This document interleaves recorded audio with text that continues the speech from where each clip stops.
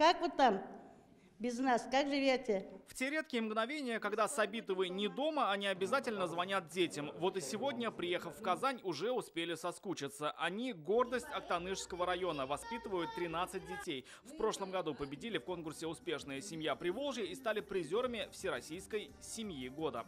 С детьми крепче будет семья всегда. Да, конечно. Это самое главное.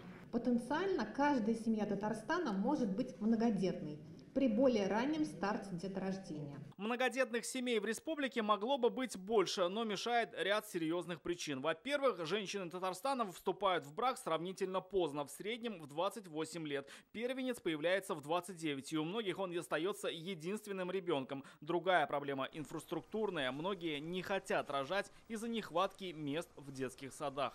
Трудности с наличием мест в дошкольных образовательных учреждениях являются одним из факторов откладывания деторождения для 22% опрошенных татарстанцев.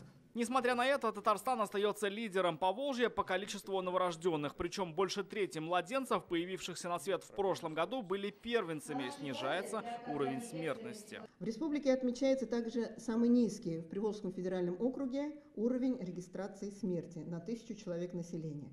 Снижение по этому показателю по сравнению с 2021 годом составило 25,8%. Лидирует республика и по количеству браков. В прошлом году отношения оформили почти 28 тысяч пар. В ускоренном порядке совершалась и выездная регистрация семей мобилизованных. Образцом для других республика стала и по количеству разводов. В среднем их меньше, чем в любом другом регионе ПФО. Люди мало разговаривают внутри семьи. Конечно, бывают такие причины, как измены. Но, тем не менее, нужно больше разговаривать, больше выяснять. Мы предлагаем такой вариант, как своевременно обращаться за психологической помощью к специалисту. В отрасли сейчас идет цифровизация, при этом Лейла Фазлеева просит в человеческих отношениях включать человека. Да, сегодня мы имеем электронный доступ, сегодня мы имеем электронную услугу, но вместе с тем в этой работе мы не можем потерять человека.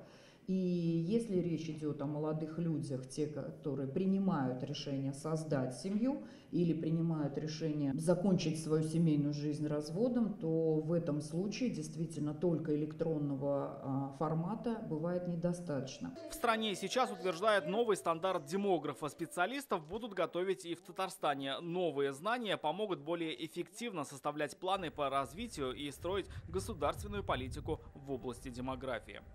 Рамиль Шайдуллин, Данил Филатов, ТНВ, Казань.